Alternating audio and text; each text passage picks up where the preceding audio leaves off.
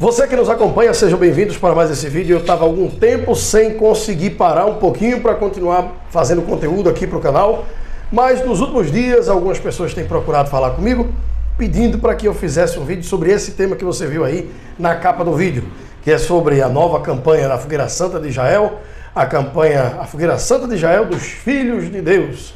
E olha, dessa vez, e tem muito obreiro que fala comigo, muitos pastores, como eu já falei, e até muitos membros da Igreja Universal, mas dessa vez tem muitos obreiros que estão na ativa pedindo para fazer esse vídeo. Eu confesso para você que o tempo está corrido e eu não estava realmente direcionado para fazer não, mas arrumei um tempinho aqui para a gente tratar desse assunto, porque eles percebem que nós trabalhamos aqui com seriedade e gostariam de ouvir uma opinião sincera e independente sobre esse tema. Porque se eles forem buscar ajuda nos chamados canais de denúncia, sem dúvida nenhuma, o que eles vão ter são simplesmente aquilo que eles derramam lá.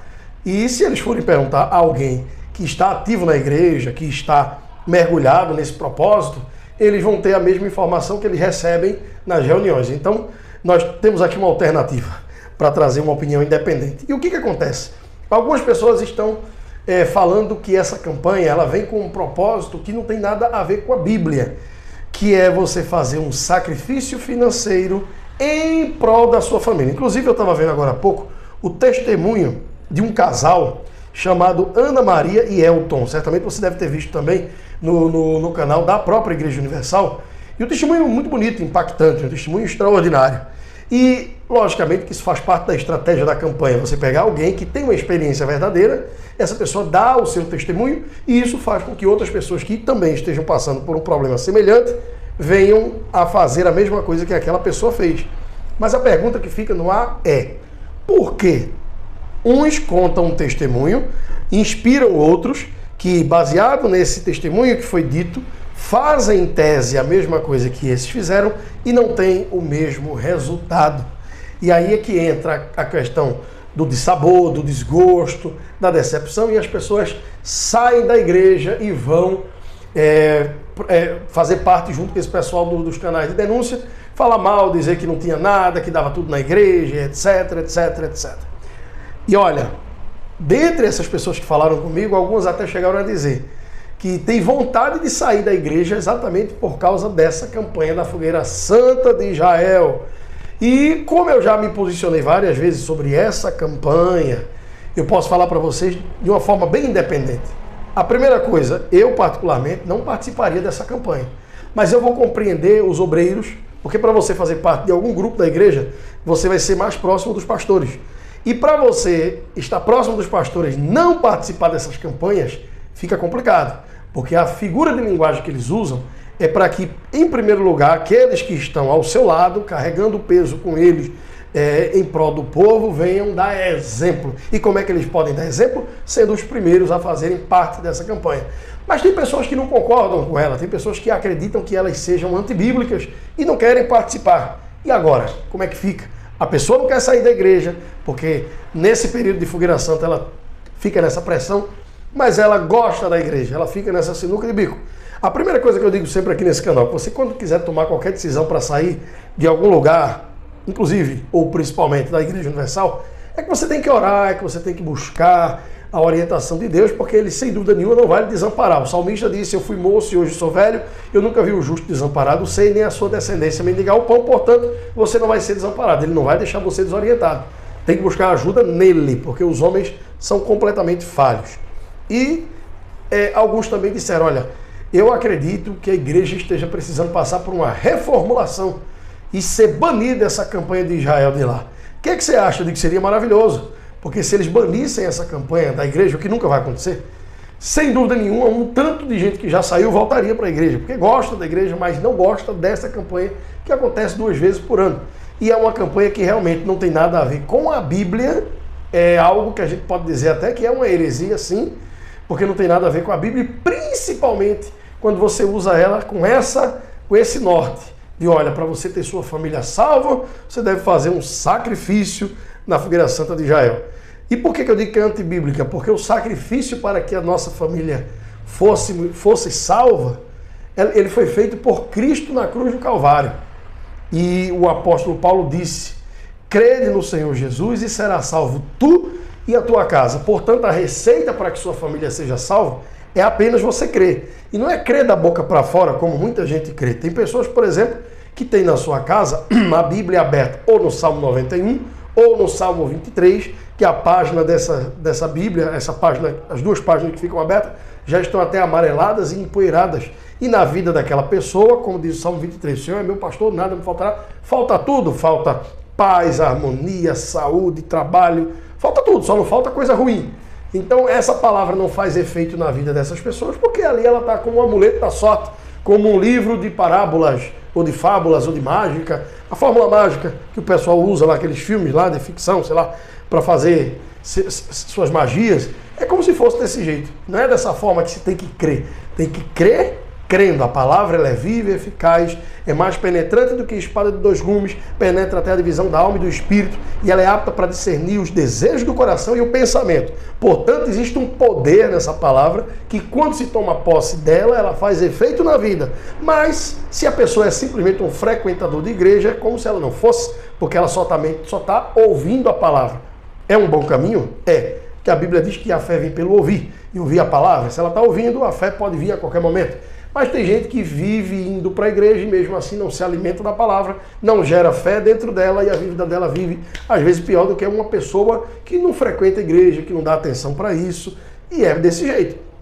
Igreja ou Bíblia não é amuleto da sorte, não é um clube social em que você se reúne para fazer amizade, isso aí é tudo consequência. É um local, uma casa de oração, onde você vai para ouvir a palavra, aprender da palavra e principalmente colocá-la em prática para que tenha resultado na sua vida. Então, se você deseja ter seu marido salvo, seus filhos, sua esposa, quem quer que seja, você não precisa fazer uma campanha como a Fogueira Santa de Israel.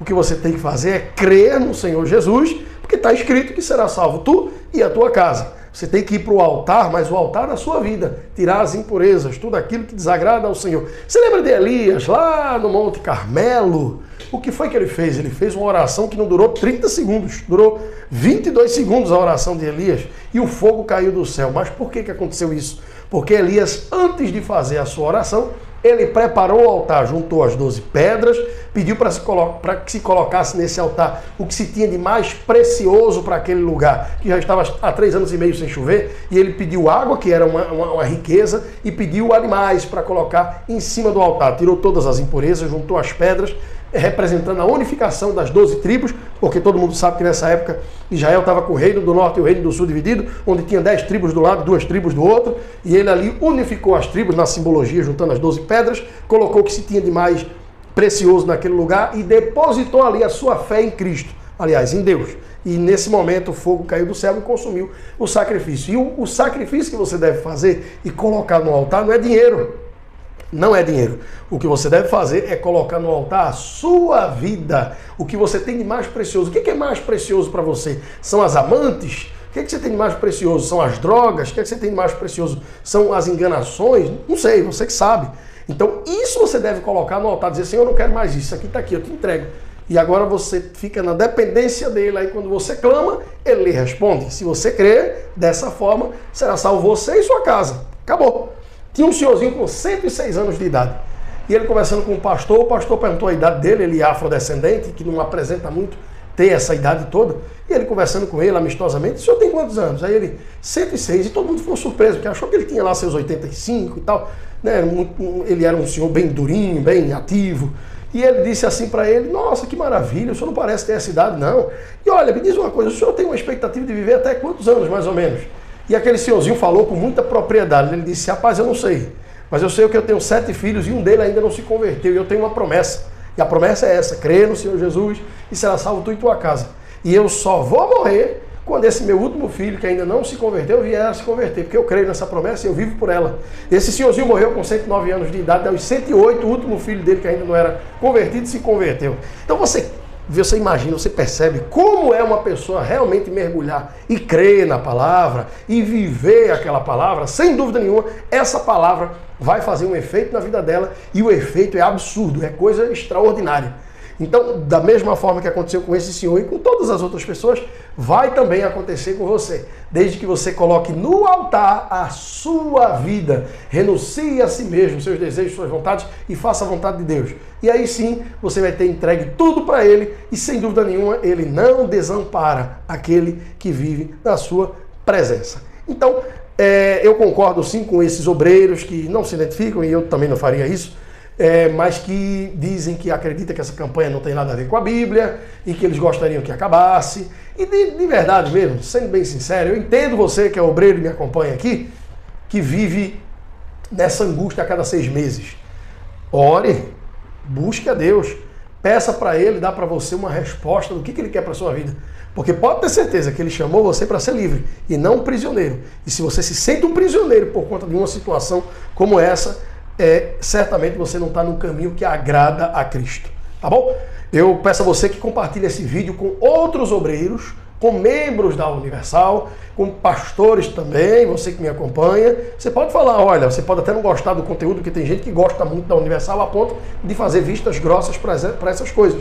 E eu não estou aqui falando mal da Universal, porque quem me conhece, vocês aqui sabem muito bem do respeito que eu tenho pela instituição. E posso até dizer também que essa é uma das razões, a mais forte delas, pelas quais eu não me identifico de fazer parte do corpo da Igreja Universal, de fazer parte da Universal, né? De sair de lá há muitos anos e não faria parte hoje. Essa daí é uma das principais razões. Então, eu me considero liberto, livre. E a palavra diz que se o Filho vos libertar verdadeiramente, sereis livres. Portanto, seja livre. Um forte abraço e até a próxima.